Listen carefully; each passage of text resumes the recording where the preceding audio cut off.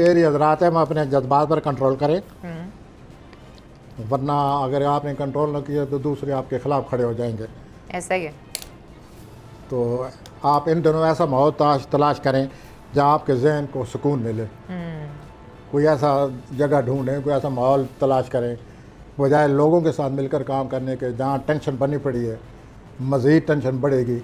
आप वक्ती तौर पर अलहदा हो जाएँ, पुरसकून हो जाएँ, और इस तरह सुकून हासिल करने से फिर मसाइल का हल सोचें और अपने दिल दिमाग को ठंडा करें। अंधे झगड़ों से हर सूरत बचें। ठीक है। और आपके लिए बहुत ज़रूरी है, वरना हालात मज़ीद बिगड़ सकते हैं। रुमानी मामलात में जो हमली असरात हैं, इंसाफ से काम नहीं ले रहे। क्या मतलब, बेईमानी कर रहे हैं? ऐसे लोगों को ज़्यादा परेशान ना करें जो आपका बहुत ज़्यादा ख्याल रखते हैं। अच्छा। ऐसी बात से बचें जो बाद में आपको पछताना पड़े। ऐसी बात ना करें, आपके जल्दबाजी में बात निकल जाएगी जिसे आप बाद में बड़ा पछताएंगे, जितने भी हमले असरात हैं। तो यूँ जैसे कि मरीख आपका रूल हो रहा है, वो आपके ख़िलाफ़ है आजकल। कि कब तक खिलाफ रहेगा? ये 1 नवंबर तक, और यूँ आप झंझलाए रहेंगे और टेंशन रहेगी। ठीक हो गया, यानी कि मैं आता हूँ जी, सॉरी हजरात की तरफ। जी टॉरस पे आ जाएं, बिल्कुल आ जाएं जी। मैं टॉरस हजरात की तरफ आता हूँ। आप जो है खामखा, ये लिखते वक्त मैं यही सोच रहा था कि आप खामखा गुस्से में क्यों आ रहे हैं, और अपनी ज़िद और बदमिजाजी से आप अपनी तनाई ज़ाया कर रहे हैं।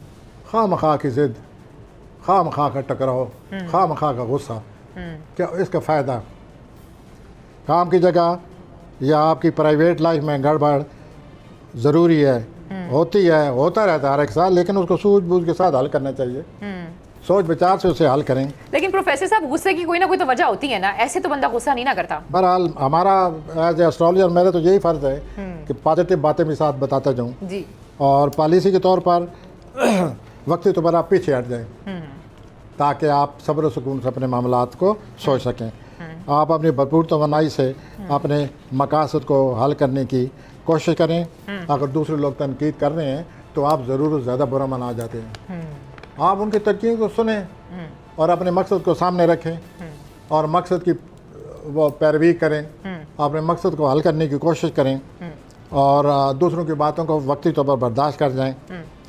तो रोमानवी जो मामलात हैं, पहले की तरह दबाव पड़ा हुआ है। अगर आपने मज़ीद गुस्से से काम लिया तो फिर रोमानी मामलात आपके बिगड़ने वाले हैं। ठीक हो गया। इसका मतलब है इतना गुस्सा आ रहा है तो फिर कारोबारी हालात भी बेहतर नहीं होंगे? उस पर भी असरअंदाज हो रहे हैं, वो पहले मैंने जिक्र कर दिया है। आगे चलते हैं जोधा की तरफ। जमेना की तरफ आ जाएं। सूरत हाल आप बहुत ज़्यादा आपके हक में है जोधी हजरात, लेकिन ये ज़रूर सोचिए कि आपके रवैये से दूसरों पर क्या असर पड़ रहा है। आजकल आपका जोश व खरोश और ज़रूरत